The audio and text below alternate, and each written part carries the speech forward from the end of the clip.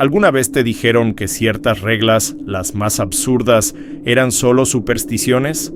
No silbes de noche, no abras la puerta del fondo, no digas esas palabras frente al espejo. Te reíste, ¿verdad? Todos lo hicimos, pero detente un segundo y sé honesto contigo mismo. ¿Qué pasaría si esas advertencias no fueran los inventos de abuelos paranoicos, sino la delgada y frágil barrera que evita que algo siniestro cruce hacia tu mundo? Lo que estás a punto de escuchar no es un simple relato de horror. Es una cadena de eventos, una herida abierta en la memoria de un grupo de amigos que revela cómo lo más cotidiano puede convertirse en el escenario perfecto para el mal. La escuela, sus pasillos, sus baños olvidados, incluso los juegos de la infancia, todos esconden rituales disfrazados de inocencia. Y lo peor, lo que nadie te cuenta, es que una vez que abres esos portales, el miedo no se queda allí. Te sigue, se instala en tu casa. Te observa en silencio desde el rincón más oscuro de tu propia habitación. Este relato no busca entretenerte con un susto pasajero. Quiere mostrarte por qué esas reglas absurdas se graban a fuego en la memoria, por qué los juegos de valentía de la adolescencia terminan convirtiéndose en relatos de horror que marcan a generaciones enteras. Y si te atreves a escuchar hasta el final, quizás descubras, con un escalofrío, que lo que siempre llamaste superstición podría ser, en realidad, el único manual de supervivencia que tenías frente a lo sobrenatural. Las escuelas, con sus pasillos interminables y sus rincones olvidados por el tiempo, son el escenario perfecto para los relatos de horror. En el Instituto Nacional Belgrano nuestra leyenda tenía un nombre: el susurrante. La historia, como todas las buenas leyendas, era simple y aterradora. Decían que en las duchas abandonadas del viejo gimnasio, cerradas desde los años 80 después de que un estudiante supuestamente se ahogara en circunstancias extrañas, habitaba una presencia. Si te encerrabas en la última cabina, apagabas todas las luces y repetías su nombre 3 veces en voz alta, él te respondía. No con un grito, ni con una aparición. Te respondía con un susurro, directo en tu oído, diciéndote un secreto que nadie más sabía. Éramos 4. Marcos, el líder cínico que no creía en nada y cuya valentía se alimentaba del miedo de los demás. Lucía, que era todo lo contrario, sensible, intuitiva, de esas personas que sienten el frío de una habitación antes de entrar. Javier, que era yo, el observador, el que siempre prefería la seguridad de la distancia, pero cuya lealtad a Marcos me arrastraba a lugares donde no quería estar. Y Ana, la voz de la razón, la que siempre nos advertía que no jugáramos con fuego. Fue Marcos, por supuesto, quien lo propuso. Una noche de viernes, aburridos y llenos de esa arrogancia estúpida que solo se tiene a los 16 años. «Esta noche lo hacemos», dijo con una sonrisa desafiante. «Vamos a ver si el famoso susurrante es tan valiente como dicen». Ana se negó en rotundo. «Están locos», dijo, y se fue. Su partida dejó un silencio incómodo, el tipo de silencio que te obliga a demostrar que no eres un cobarde. Lucía palideció. «No creo que sea una buena idea, Marcos, pero la presión de grupo es un veneno lento y eficaz». El miedo a la burla de Marcos, a ser señalado como el débil, era, en ese momento, más tangible que cualquier fantasma. Así que aceptamos. No porque creyéramos en lo sobrenatural, sino porque el peso de la vergüenza adolescente puede ser mucho más oscuro que cualquier presencia escondida en la penumbra. Entrar al instituto de noche era como profanar un templo. Los pasillos, que de día resonaban con gritos y risas, ahora eran cavernas silenciosas donde el eco de nuestras propias pisadas sonaba a sacrilegio. El viejo gimnasio estaba al final del ala oeste, un lugar al que ni los profesores se acercaban. El aire dentro era denso, frío y olía a una mezcla de sudor viejo, óxido y algo más. Algo parecido a agua estancada. Las duchas eran aún peores. Un laberinto de azulejos rotos y tuberías corroídas. El olor a cloro y decadencia era tan fuerte que te arañaba la garganta. El eco era perfecto. Cada goteo de una cañería lejana sonaba como un paso. «Es aquí», susurró Marcos, señalando la última cabina. La puerta metálica estaba cubierta de óxido y grafitis olvidados. Entramos los tres, apretujados en la oscuridad. El espacio era claustrofóbico. Marcos cerró la puerta y la oscuridad se volvió absoluta, total. El único sonido era el de nuestras respiraciones aceleradas. «¿Quién lo dice?», preguntó Marcos, y su voz sonaba extrañamente pequeña. Silencio. El terror, en esos segundos, se volvió físico. Podía sentir mi corazón martilleando contra mis costillas. «Lo haré yo», dijo Lucía, con una voz temblorosa pero firme. Tomó aire, susurrante. El silencio que siguió fue ensordecedor. Solo el goteo lejano, susurrante. Esta vez, el goteo pareció detenerse. El aire se volvió aún más frío. Sentí la piel de gallina en mis brazos. Marcos soltó una risa nerviosa. «¿Ves? No es nada. ¡Susurrante!», exclamó Lucía por tercera vez, casi en un grito. Y entonces ocurrió. No fue un estruendo, no fue una visión, fue un susurro, un sonido siseante, sin origen, que pareció nacer dentro de mi propio cráneo. No entendí las palabras, pero sentí la vibración, la intención, y venía acompañado de un olor a tierra mojada y a flores marchitas. La puerta de la cabina se abrió de golpe, aunque yo estaba apoyado contra ella. La luz de la luna que entraba por los altos ventanales del gimnasio iluminó el pasillo de las duchas. No había nadie. Salimos de allí corriendo sin mirar atrás. En la seguridad de la calle, bajo las luces anaranjadas de las farolas, intentamos reírnos de ello. «Fue el viento», dijo Marcos, aunque no convencía a nadie. «Fue la sugestión», dije yo, tratando de encontrar una explicación lógica. Lucía no dijo nada. Estaba pálida, con la mirada perdida. Solo se abrazó a sí misma, temblando. Nos despedimos en silencio, cada uno yéndose por su lado. Lo que había comenzado como un juego estúpido para no perder la reputación, se había convertido en una experiencia que ninguno de nosotros olvidaría. Pero lo que no sabíamos en ese momento era que el juego no había terminado. De hecho, acababa de empezar. Lo verdaderamente perturbador es cuando el horror no se queda encerrado en los pasillos de la escuela. Es cuando te sigue, se adhiere a ti como una segunda sombra y se cuela en los rincones de tu hogar. Para mí, comenzó esa misma noche, estaba en mi habitación intentando leer para distraerme. El silencio de mi casa, que siempre había sido reconfortante, ahora se sentía expectante. Y entonces lo escuché, un susurro, débil, casi imperceptible, mezclándose con el zumbido del ordenador. Al principio pensé que era mi mente, aún cargada de la angustia de las duchas, pero el susurro se repitió. No eran palabras claras, era más bien un siseo, como el de una radio mal sintonizada, y parecía venir de la esquina más oscura de mi habitación. Encendí la luz y no había nada, pero la sensación de que alguien había estado allí, observándome, se quedó conmigo toda la noche. El mal no se había quedado en el instituto, había encontrado la manera de infiltrarse en lo más cotidiano. Para Lucía fue diferente, más visual. Al día siguiente me contó que al mirar por la ventana de su cuarto, vio una figura de pie al otro lado de la calle.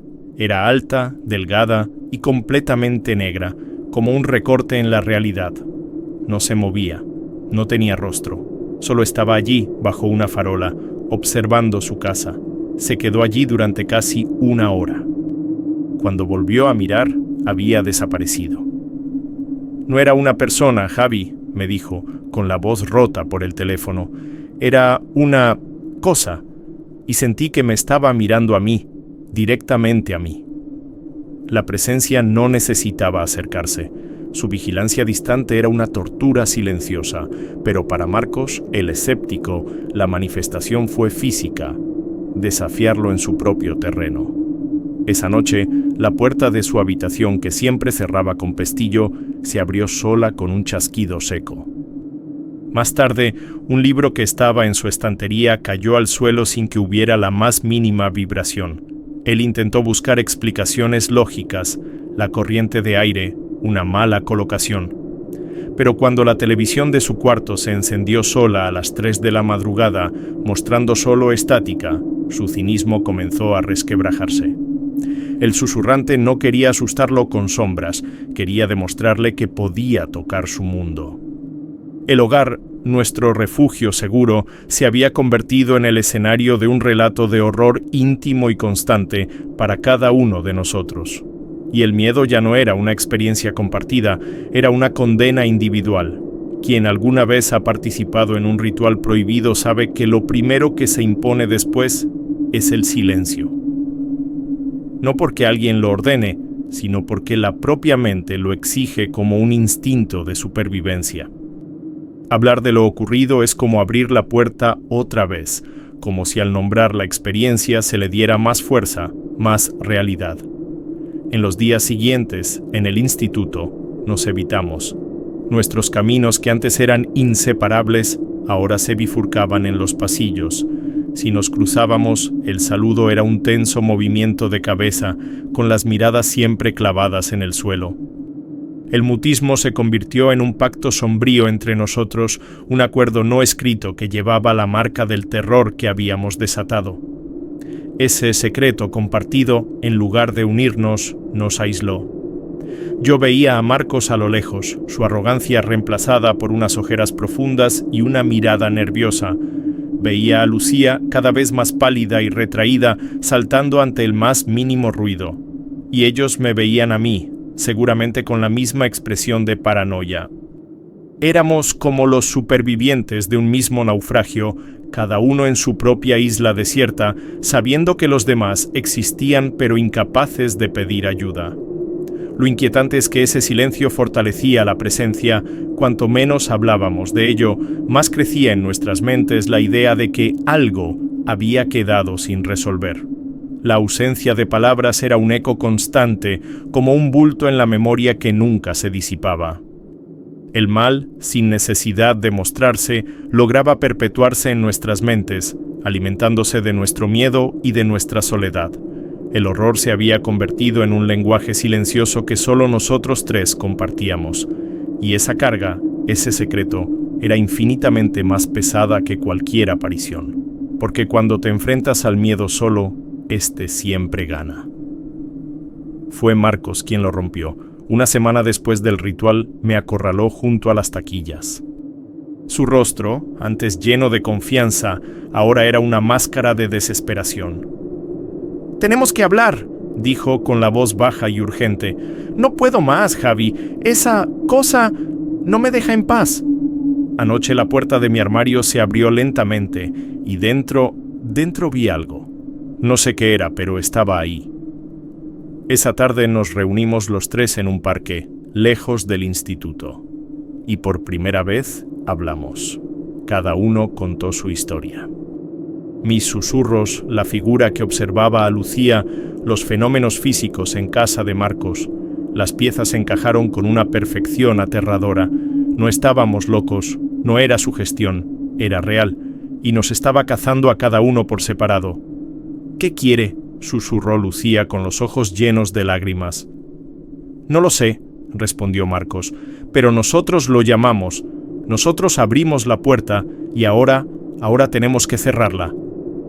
La decisión fue unánime, impulsada por el pánico. Teníamos que volver. Volver a las duchas, al lugar donde todo había empezado. No sabíamos cómo, pero sentíamos que era la única manera de terminarlo. La idea era tan aterradora como necesaria. Volver a la boca del lobo, volver a entrar al instituto esa noche fue 1000 veces peor que la primera vez. Ya no había arrogancia ni curiosidad, solo un miedo puro y paralizante. Cada sombra parecía una amenaza, cada eco un presagio. Cuando llegamos a las duchas el aire era gélido, antinatural. El olor a decadencia y a flores marchitas era insoportable, y esta vez no estábamos solos. Lo sentimos al instante. Una presencia nos observaba desde la oscuridad, una inteligencia fría y antigua. «Tenemos que hacer lo mismo, pero al revés», dijo Lucía casi en un trance. «Hay que pedirle que se vaya». Nos encerramos de nuevo en la última cabina. La oscuridad nos tragó, y fue Marcos, el que había empezado todo, quien habló primero. Su voz ya no era desafiante, era la de un niño asustado. «Susurrante, te pedimos que te vayas, no te queremos aquí». Un silencio. Luego, un susurro recorrió la cabina, tan claro que parecía que alguien nos estaba hablando al oído a los tres a la vez. «Este es mi lugar ahora». «No te llamamos para que te quedaras», grité yo, mi voz temblando. «Fue un error, fue un juego».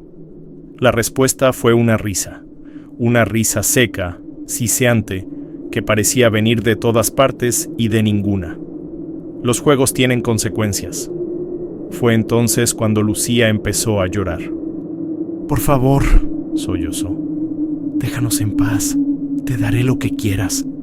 El susurro cambió de tono. Se volvió curioso, casi seductor.